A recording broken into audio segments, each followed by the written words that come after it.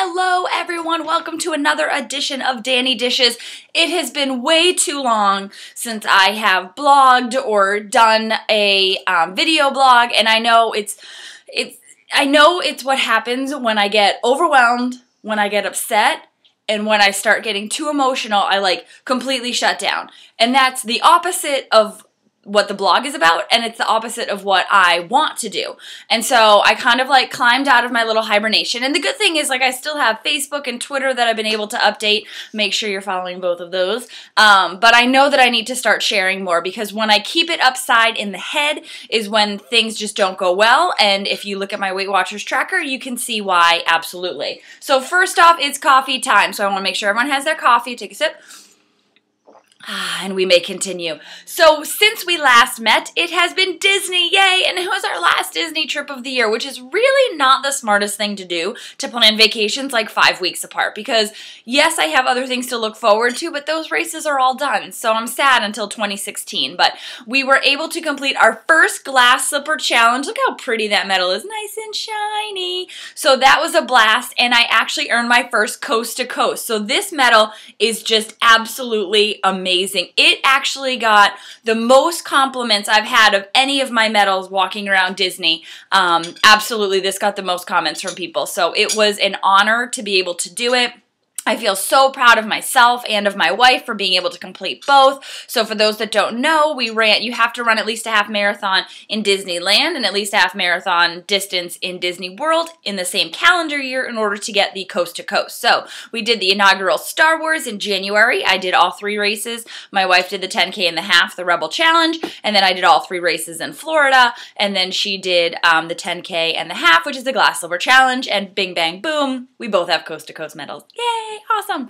Other than that, things are just kind of going along. You know how that feels when it doesn't feel like things are absolutely amazing, and it doesn't feel like this is the worst that my life could ever be. It's kind of like that middle blah ground, like kind of like going through the motions sometimes, and it's not okay. Like, I'm feeling very anxious lately, and I'm feeling like I don't know what to do next, and I just am not sure where to turn to, because I love helping other people and I love being able to work through other people's problems, and then I'm really bad at figuring it out for myself.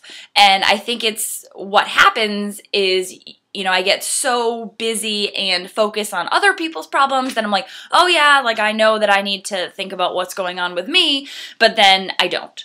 Or, no, I don't feel like certain people that I want to ask me how I'm doing ask, and so then I'm like, well, it doesn't really matter. I don't want to be the person to bring it up. And that is, folks, how I ended up being 235 pounds to begin with, and I don't want that to happen again. So I'm trying to think this week logistically and like realistically about what things are in my control and what I can really change, what things I have to start letting go. Things like being this constant worrier about money and life and things like that and other people's health, like worrying about things don't solve the problem. Similarly, eating like 6 little mini Hershey eggs, chocolate eggs that I ate last night also did not solve any of my problems. So it is very timely that this week's Weight Watchers topic is emotional eating, because it is one of my biggest pitfalls and something that I still struggle with, but we never fail at it if we keep trying. So that is what I'm doing. I'm continuously coming up with different ideas and ways to handle emotional eating. Last night I was also sad that I did not get into the New York City Marathon.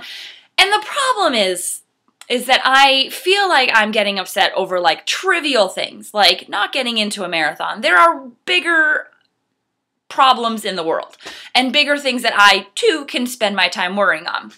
But it's also remembering, and I'm saying this to myself, I'm saying it to you guys, is that it's okay not to be okay. You know, what I have to tell myself is like, there is always going to be someone that's going to have a worse problem than I do.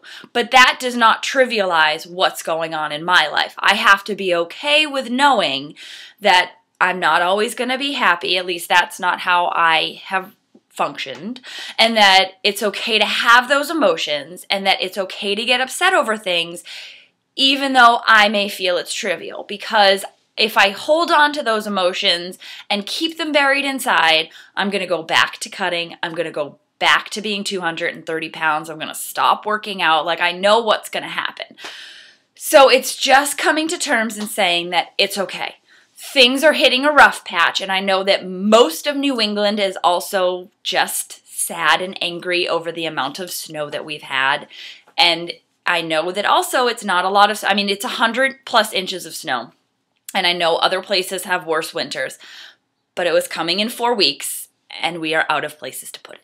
And that's just something that can lead to season affective disorder, and that's okay. Again, we're humans, and we're allowed to have these emotions. So to sum up what's been going on in my head is that there's been a lot.